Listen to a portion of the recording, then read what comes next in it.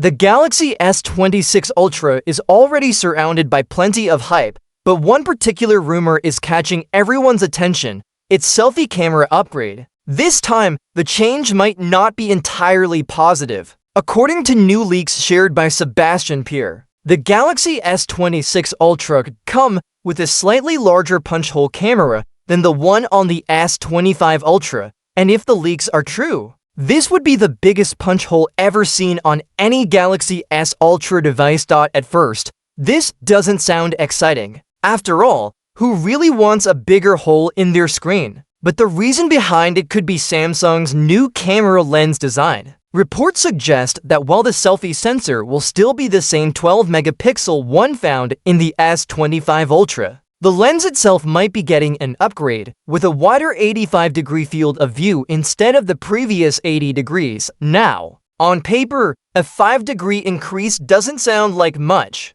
but in photography, it's a noticeable difference, equivalent to moving from a 22mm lens to a 20mm lens in full-frame camera terms. That's enough to make your selfies fit more background, more people, and more surroundings, a real advantage for group selfies or travel shots. But this wider lens also has a trade-off. The wider the lens, the more it distorts perspective. When taking a selfie at arm's length, the lens is already close to the face, so an even wider view can make facial features look slightly stretched. The nose may look bigger, and the sides of the face may appear pulled outward, giving a balloon-like effect. It's a subtle but noticeable distortion. Photographers generally follow an unwritten rule when taking portraits: keep the focal length between 35mm and 85mm for natural-looking faces. Anything wider than that starts to distort proportions, since most phone selfies are taken from less than half a meter away. Even a slight change in lens width can make a big difference in how a face appears.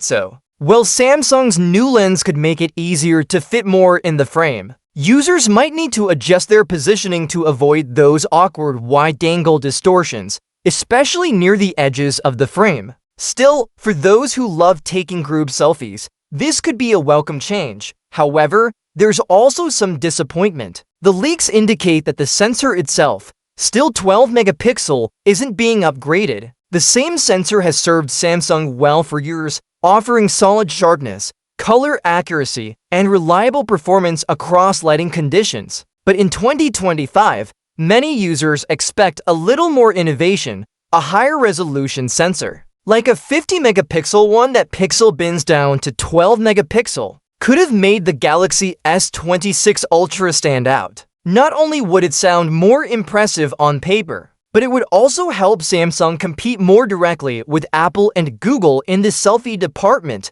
Speaking of Apple, the iPhone 17 lineup recently introduced a redesigned selfie camera with a square sensor, allowing users to take landscape selfies even while holding the phone vertically. It's a clever and practical improvement that Samsung hasn't matched yet. Meanwhile, the Galaxy S26 Ultra's rear cameras don't seem to bring major upgrades either. Earlier rumors hinted at a 12-megapixel improvement for the 3x telephoto camera, but newer reports suggest otherwise. Instead of a resolution boost, Samsung may actually use a slightly smaller sensor, shrinking from 3.52-inch to 1/3, 94-inch. That means the 3x zoom camera might even lose some detail and low-light capability compared to the S25 Ultra. That's not exactly the kind of move one would expect from Samsung's Ultra flagship altogether. This paints a mixed picture.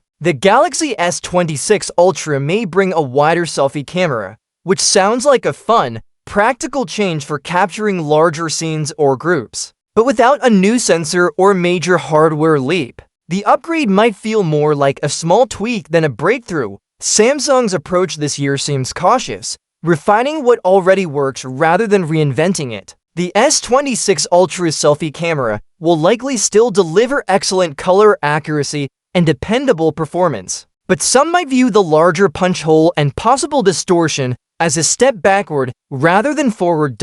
In the end, the Galaxy S26 Ultra's selfie upgrade appears to be a double-edged sword: more room in the frame, but with the risk of stretched faces and no jump in image quality. Whether users see that as an improvement or not will depend on how Samsung tunes its image, processing, and how much those selfie lovers really care about perfection versus convenience. One thing's for sure, as Samsung fine-tunes its design and camera choices, the competition in the selfie camera game is only getting tougher. With Apple pushing creative camera designs and Google focusing on eye-based photography, Samsung will need more than a wider lens to truly stay ahead. For now, all eyes are on the Galaxy S26 Ultra to see whether its selfie camera turns out to be a real improvement or just another Ultra experiment with mixed results.